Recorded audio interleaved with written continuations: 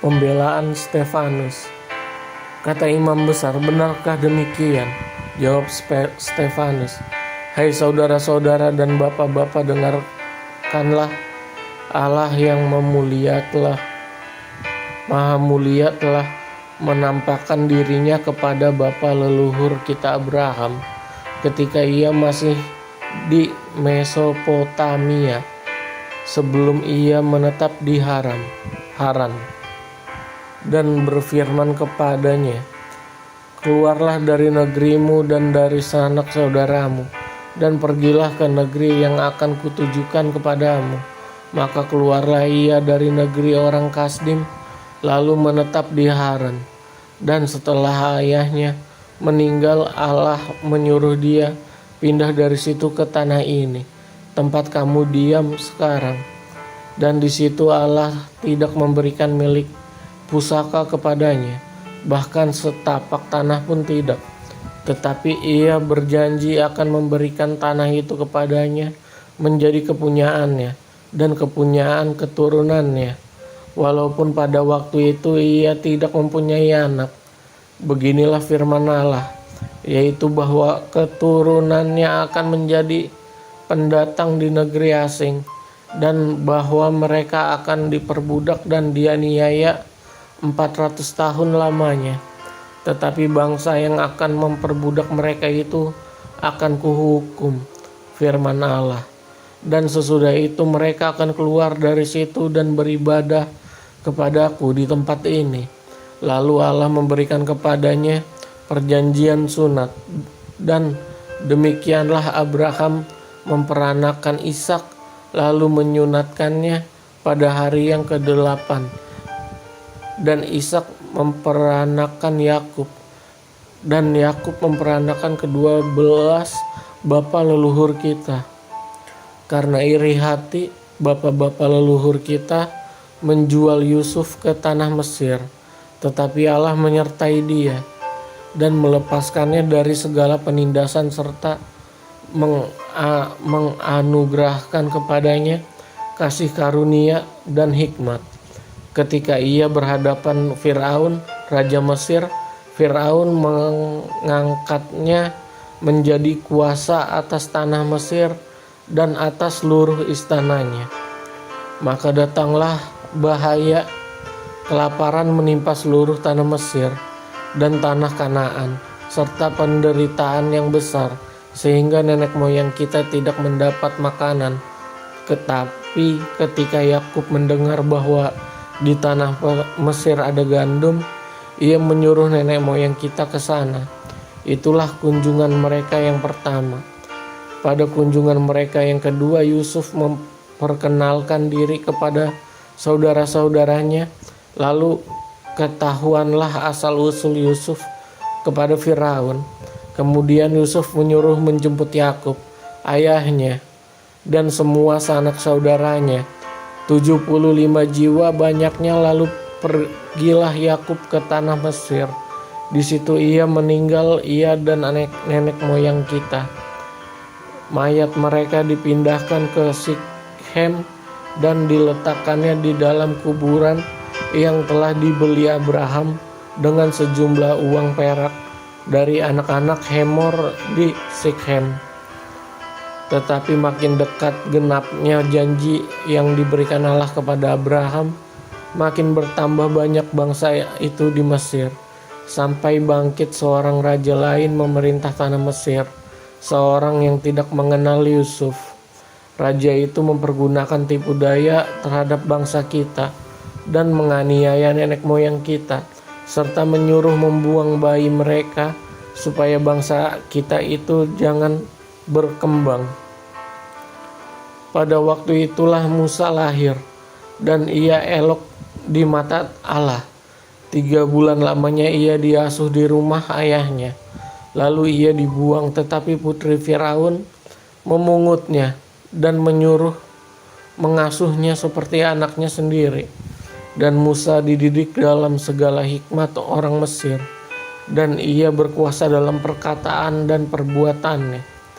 Pada waktu ia berumur 40 tahun, timbullah keinginan dalam hatinya untuk mengunjungi saudara-saudaranya, yaitu orang-orang Israel. Ketika itu ia melihat seorang dianiaya oleh seorang Mesir. Lalu ia menolong dan membela orang itu dengan membunuh orang Mesir itu. Pada sangkanya saudara-saudaranya akan mengerti bahwa Allah memakai dia untuk menyelamatkan mereka, tetapi mereka tidak mengerti. Pada keesokan harinya ia muncul pula ketika dua orang Israel sedang berkelahi. Lalu ia berusaha mendamaikan mereka. Katanya, "Saudara-saudara, bukankah kamu ini bersaudara? Mengapa kamu saling menganiaya?" Tetapi orang yang berbuat salah kepada temannya itu menolak Musa dan berkata, "Siapakah yang mengangkat engkau menjadi pemimpin dan hakim atas kami? Apakah engkau bermaksud membunuh aku sama seperti kemarin engkau membunuh orang Mesir itu?" Mendengar perkataan itu, larilah Musa dan hidup sebagai pendatang di tanah Midian. Di situ ia memperanakan dua orang anak laki-laki.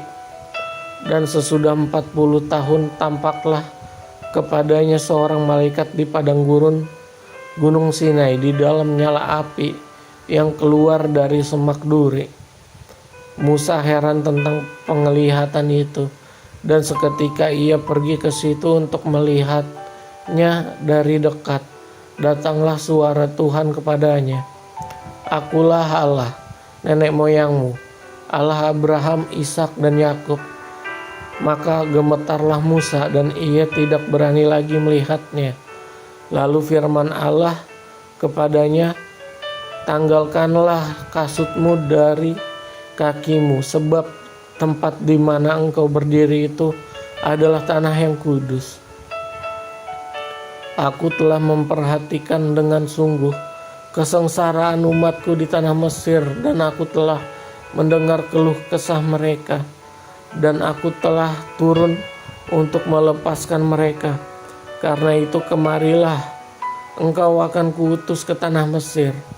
Musa ini yang telah mereka tolak dengan mengatakan, "Siapakah yang mengangkat engkau menjadi pemimpin dan hakim?" Musa ini juga telah diutus oleh Allah sebagai pemimpin dan penyelamat oleh malaikat yang telah menampakkan diri kepadanya di semak duri itu. Dialah yang membawa mereka keluar dengan mengadakan mujizat-mujizat dan tanda-tanda di tanah Mesir, lalu Laut Merah, dan di padang gurun 40 tahun lamanya. Musa ini pula lah yang berkata kepada orang Israel, "Seorang nabi seperti aku ini akan dibangkitkan Allah bagimu dari antara saudara-saudaramu." Musa inilah yang menjadi pengantara dalam sidang jemaah di padang gurun di antara malaikat yang berfirman kepada di Gunung Sinai dan nenek moyang kita, dan dialah yang menerima firman-firman yang hidup untuk menyampaikannya kepada kamu. Tetapi nenek moyang kita tidak mau taat kepadanya, malahan mereka menolaknya. Dalam hati mereka ingin kembali ke tanah Mesir. Kepada Harun mereka berkata, "Buatlah untuk kami beberapa Allah yang akan berjalan di depan kami, sebab Musa ini yang telah memimpin kami keluar dari tanah Mesir. Kami tidak tahu apa yang telah terjadi dengan dia." Lalu pada waktu itu mereka membuat sebuah anak lembu dan mempersembahkannya persembahan kepada berhala itu, dan mereka bersukacita tentang apa yang dibuat sendiri oleh mereka. Maka berpalinglah Allah dari mereka dan membiarkan mereka beribadah kepada bala tentara langit, seperti yang tertulis dalam kitab nabi-nabi. "Apakah kamu mempersembahkan kepadaku korban sembelihan dan persembahan selama 40 tahun di padang gurun itu, hai kaum Israel? Tidak pernah, malahan kamu mengusung kemah Molok dan bintang dewa Revan. Patung-patung yang kamu buat itu untuk disembah. Maka aku akan membawa kamu ke dalam pembuangan sampai di seberang sana Babel.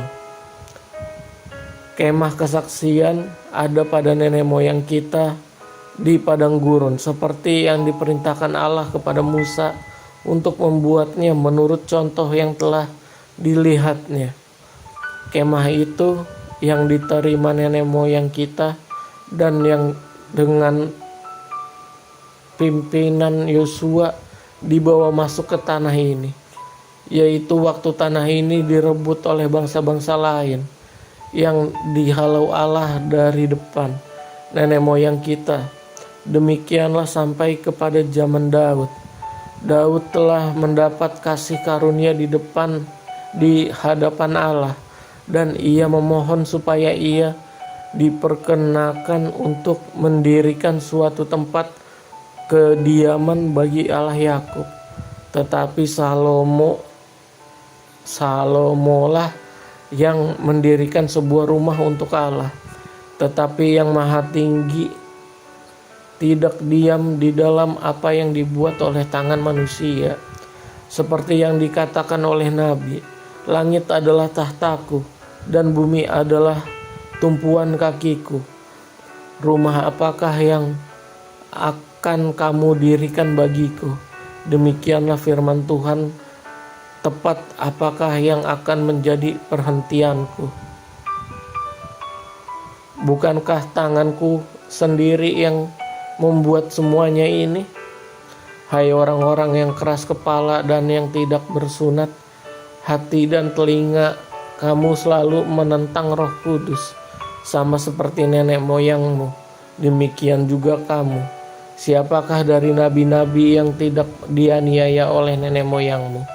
Bahkan mereka membunuh orang-orang yang lebih dahulu memberitakan tentang kedatangan orang benar, yang sekarang telah kamu hianati dan kamu bunuh. Kamu telah menerima hukum Taurat yang disampaikan oleh malaikat-malaikat, dan akan tetapi kamu tidak menurutinya. Stefanus dibunuh, Saulus hadir. Ketika anggota-anggota mahkamah agama itu mendengar semuanya itu, sangat tertusuk hati mereka. Maka mereka menyambutnya dengan gertakan gigi. Tetapi Stefanus yang penuh dengan Roh Kudus menatap ke langit, lalu melihat kemuliaan Allah dan Yesus berdiri di sebelah kanan Allah. Lalu katanya, sungguh aku melihat langit terbuka dan Anak Manusia berdiri di sebelah kanan Allah. Maka berteriak-teriaklah mereka dan sambil menutup telinga serentak menyerbu dia, sementara menyeret dia keluar kota, lalu melemparinya, dan saksi-saksi meletakkan jubah mereka di depan kaki seorang muda yang bernama Saulus. Sedang mereka melemparinya, Stefanus berdoa, katanya, "Ya Tuhan Yesus, terimalah rohku." Sambil berlutut ia berseru dengan suara nyaring, "Tuhan, janganlah tanggungkan dosa ini kepada mereka." Dan dengan perkataan itu meninggallah ia.